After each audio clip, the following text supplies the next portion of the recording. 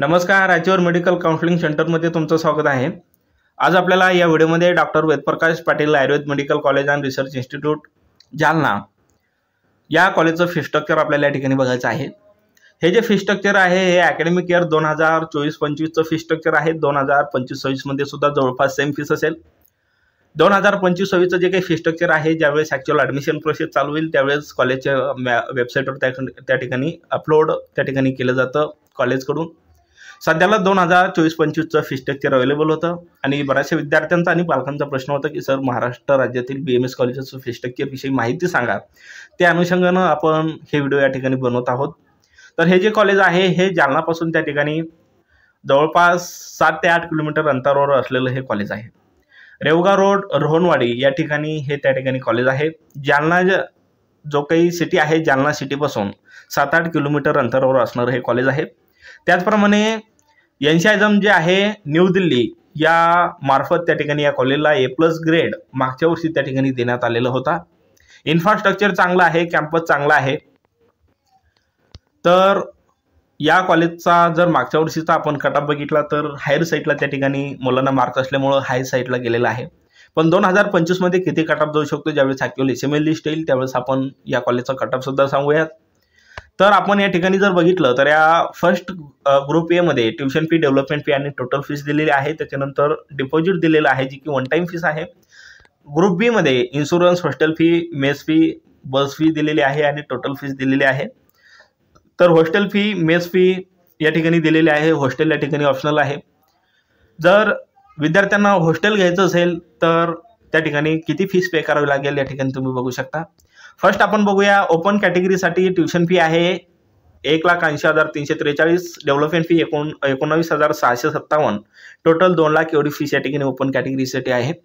तर OBC, EBC, EWS और OCBC या कॅटेगरीसाठी ज्यांचं जे उत्पन्न आहे, इन्कम आहे हे 8 लाखापेक्षा कमी आहे अशा विद्यार्थ्यांसाठी ट्युशन फी 90,171, डेव्हलपमेंट फी 19,657 आहे। तर ही जी फीस आहे ही त्या ठिकाणी मुलांसाठी फीस आहे। मुलींसाठी मात्र 100% ट्युशन फी त्या ठिकाणी माफ असते। ही फीस मुलींना पे करण्याचं काम नाही, फक्त मुलींना डेव्हलपमेंट फी त्या ठिकाणी पे करायची आहे ज्यांचं उत्पन्न हे 8 लाखापेक्षा कमी असेल। डिपॉझिट जे आहे या कॉलेजचं 25,000 यांनी या ठिकाणी दिलेलं आहे। त्याच्यानंतर इन्शुरन्स 15,000, त्याच्यानंतर हॉस्टेल फीस 75,000 जी सर्व कॅटेगरीसाठी सेम आहे। इन्शुरन्स सुद्धा सर्व कॅटेगरीसाठी सेम आहे। मेस फी 30,000 त्या ठिकाणी आहे, पर इयर ही फीस आहे। बस फी 20,000 त्या ठिकाणी आहे वर्षभरासाठीची आणि टोटल 1,40,000 एवढी या ठिकाणी अदर ग्रुप बीची फीस आहे। जी काही पर इयर लागणारी फीस आहे यामध्ये तुम्हाला tuition fee, development fee, per year fees आहे। हॉस्टेल आणि मेस जर तुम्ही या ठिकाणी जॉईन केलं असेल, हॉस्टेल या ठिकाणी जॉईन केलं असेल कॉलेजचं, तर त्या ठिकाणी ही सुद्धा पर इयर लागणारी फीस आहे। जे 25,000 कॉशन मनी आहे, डिपॉझिट आहे, हे फक्त त्या ठिकाणी वन टाइम फीस आहे जे की तुम्हाला रिफंडेबल त्या ठिकाणी असणार आहे। त्याच्यानंतर NTB, NTC, NTD category, VJ category और SBC कॅटेगरी जी आहे या कॅटेगरीसाठी 100% ट्युशन फी नील आहे। त्याच्यानंतर डेव्हलपमेंट फी मात्र यांना असणार आहे जी आहे 19,657।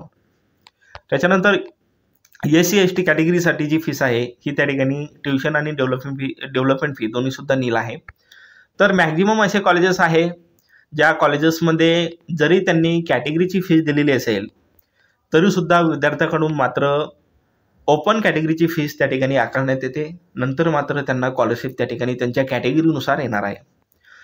तर विद्यार्थ्यांनी या ठिकाणी होतावीपर्यंत ओपनचं जे काही बजेट आहे, ओपनची जी काही लागणारी फीस आहे ही 2 लाख एवढी त्या ठिकाणी जमा करून ठेवायची आहे। जरीसुद्धा ऐन टायमाला कॉलेजनी ओपन कॅटेगरीची फीस घेतली सर्व रिझर्व्ह कॅटेगरीच्या विद्यार्थ्याकडून, तरीसुद्धा त्यांची ऐनवेळी फजिती होऊ नये या कारणामुळं रिझर्व्ह कॅटेगरीचे जे काही विद्यार्थी असेल, SC ST असेल किंवा NTB, NTC, NTD, VJ, SBC कॅटेगरीचे विद्यार्थी असेल, या सर्व कॅटेगरीच्या विद्यार्थ्यांनी होतावीपर्यंत ओपन कॅटेगरीची फीस तयार ठेवायची आहे।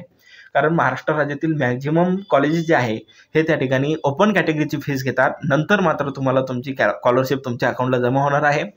खूप कमी कॉलेजेस आहे जे कॅटेगरीची बेनिफिट त्या ठिकाणी घेतात, कॅटेगरीची फीस त्या ठिकाणी विद्यार्थ्याकडून आकारतात त्यांच्या कॅटेगरीनुसार। ओके, तर विद्यार्थ्यांनी प्रिकॉशन म्हणून होतावीपर्यंत ओपन कॅटेगरीची फीस तयार ठेवायची आहे। तर या ठिकाणी जर तुम्ही बघितलं, जर तुमची कॅटेगरी SC किंवा ST असेल आणि जर तुमच्याकडून त्या ठिकाणी 2 लाख एवढा चार्जेस आकारण्यात आला असेल tuition fee plus development fee, तर तुम्हाला सर्व जी 2 लाख फीस आहे ही त्या ठिकाणी रिटर्न येईल. स्कॉलरशिपच्या फॉर्मॅटमध्ये स्कॉलरशिप तुम्हाला 2 लाख त्या ठिकाणी येईल. Okay, 100% tuition fee development fee तुम्हाला रिटर्न येणार आहे.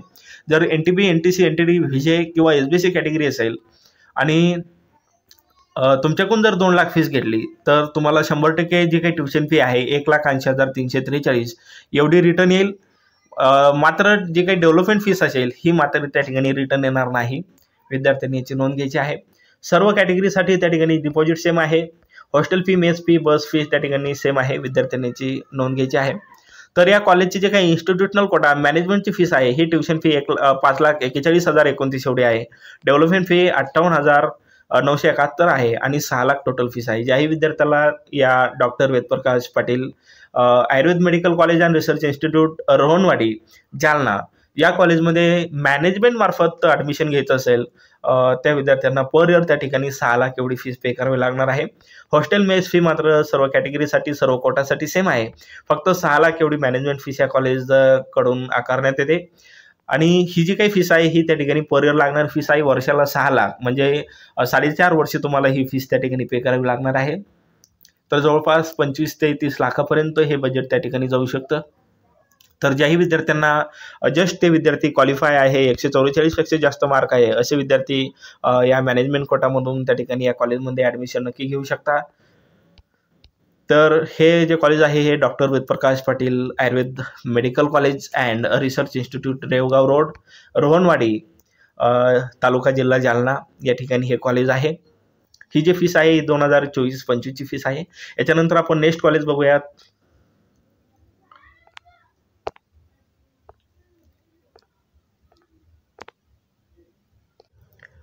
नेक्स्ट कॉलेज आपल्याला बघायचं आहे जालना जिल्ह्यामधील 2024 मध्ये अकॅडमिक इयर 2024-25 शैक्षणिक वर्ष. या शैक्षणिक वर्षामध्ये 2024-25 या शैक्षणिक वर्षामध्ये नव्यानं आलेलं हे कॉलेज आहे Gurumishri Ayurved college and hospital.